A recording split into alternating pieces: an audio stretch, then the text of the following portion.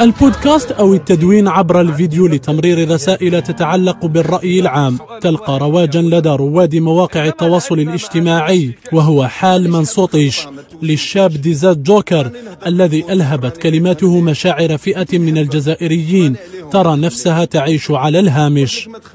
هي هذا الغناء في حد ذاته فن، مهما كان إذا الواحد وافق ولا ما يوافقش، ولكن يعبر كذلك على رأي سياسي، على رأي تاع المجتمع.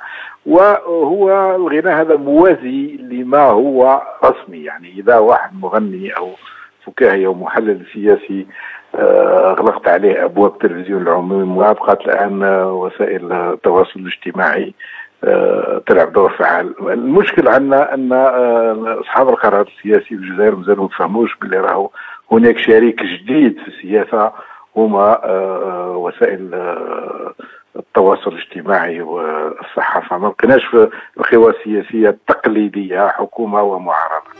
فلنكتب الرسالة. المشهد السياسي الذي ارتبط بالموالاة والمعارضة وحكومة تلعب دور الحكم يواجه اليوم وافدا جديدا، هو البودكاست الذي يتبنى من خلال كلمات مؤديه مواقف الأغلبية الصامتة بتوجهات مختلفة. الأحزاب التي سقطت في فخ الروتين وعجزت عن تطوير خطابها السياسي والإعلامي تصطدم اليوم بواقع جديد عنوانه شباب كسر كل الطابوهات، معطيات وضعت الساسة في وضعية تسلل. مانيش حاب نخلطها، ما توسوسيش. متتالية شهدها المجتمع الجزائري أخيرا من 2001.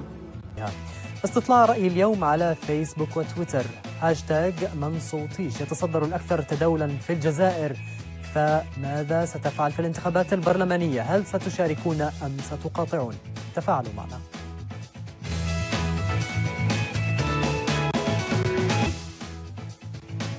البداية من الجزائر، والتي تستعد لعملية الانتخابات البرلمانية يوم الخميس المقبل، حيث دعا عدد من المدونين والشباب الناشطين على مواقع التواصل الاجتماعي لمقاطعة تلك الانتخابات بدعوى فقدان المواطن الثقة في السلطة والأوضاع الاقتصادية والاجتماعية، والتي وصفوها بالمزرية جراء الإجراءات التقشفية. تشير التقارير الصحفية إلى أن هناك تعليمات لوسائل الإعلام المحلية بمنع الداعين للمقاطعة من الظهور إعلاميا، وهو أيضا ما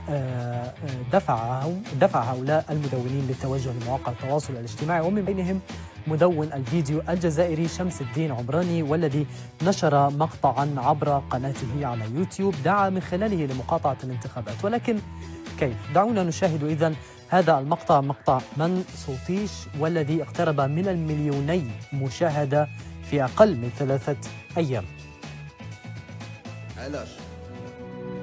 علاش غير كي يقرب الفوت اللي تحبي تسمعي الصوت؟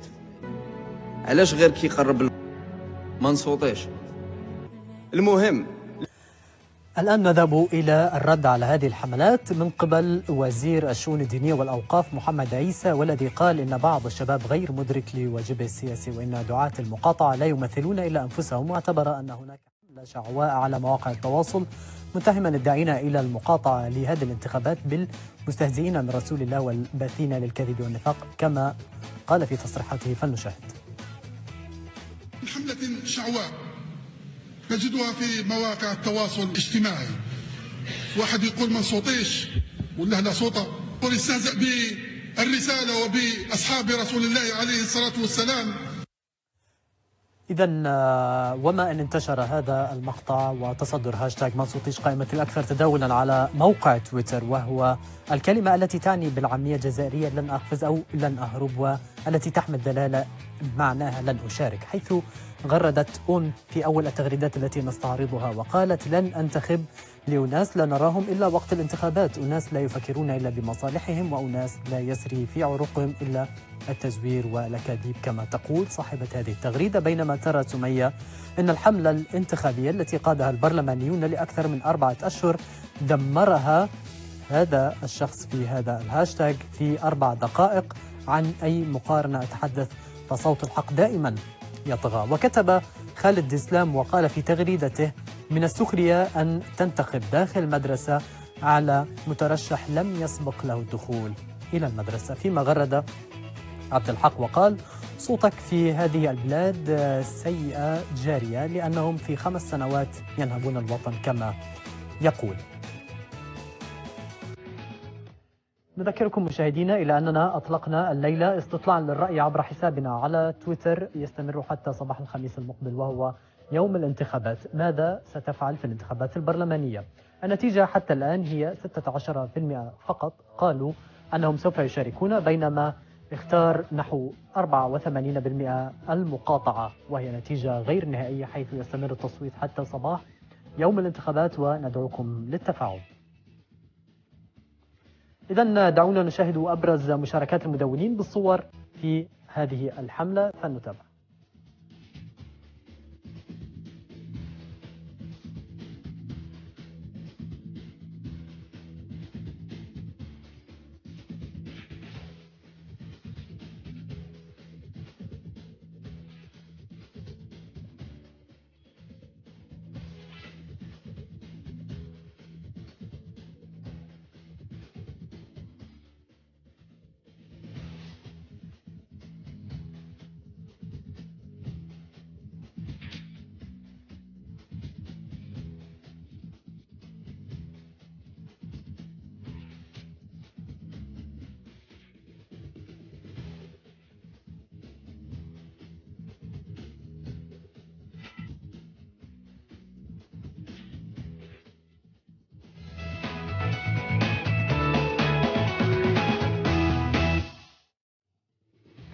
قال الرئيس الأمريكي دونالد ترامب أن الرئيس المصري عبد الفتاح السيسي كان متعاونا معه إلى حد كبير فيما يخص الإفراج عن آية حجازي وأيضا في إعادتها للولايات المتحدة. وأوضح خلال خطاب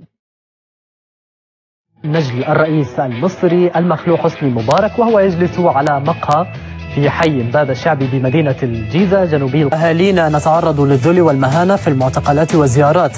علاء مبارك وأبوه وأهله وكل المواطنين الشرفاء يرتعون ويمرحون. فيما كتب إسلام سمير وقال في هذه التغريدة: هي الدنيا كده، حبة فوق وحبة تحت، من رئاسة للحزب الوطني الديمقراطي ل10 طاولة على المشاريب في قهوة شعبي في امبابة. علاء مبارك في امبابة. أخيرا كتب أبو فهد وقال: معقول علاء مبارك في امبابة وحي شعبي، بس عموما ارتفعت شعبيتهم بعد تخبطات الحكومة ما بعد أو الحكومات ما بعد الثورة.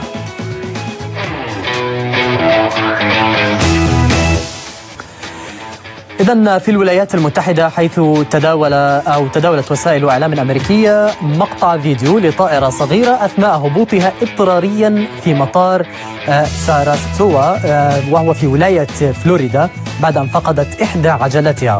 وظهرت الطائرة في الفيديو وهي تهبط بسلام في اللحظات الأولى، ولكن سرعان ما اشتعلت بها النيران في مكان العجلة المفقودة وانحرفت عن مسارها بمدرج الهبوط. ولكن لحسن الحظ لم يصب أي من الركاب في هذه الطائرة بأي خطر. إذن فلنشاهد هذا المقطع والذي انتشر بشكل واسع على مواقع التواصل الاجتماعي عربيا وأمريكيا. والآن ولنا في القدس حارة. من هؤلاء؟ نتعرف عليهم ولكن بعد الفاصل.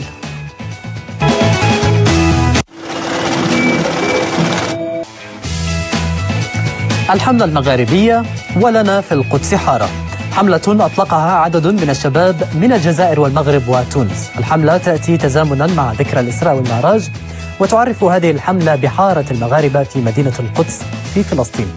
فما هي الأهداف للحملة وما هو الإرث التاريخي والحضاري الذي يبحث عنه القائمون عليها؟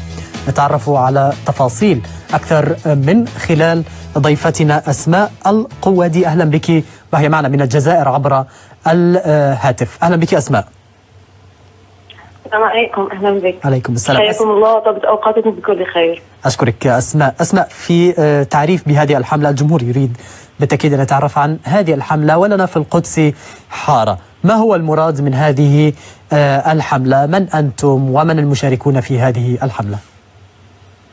الله يكرمك. بادئي ببدء يعني أريد أن أشكرك اهتمامكم الطيب وتفاعلكم مع هذه الحملة والترويج لها. ل10 طاولة على المشاريب في قهوة شعبي في امبابة.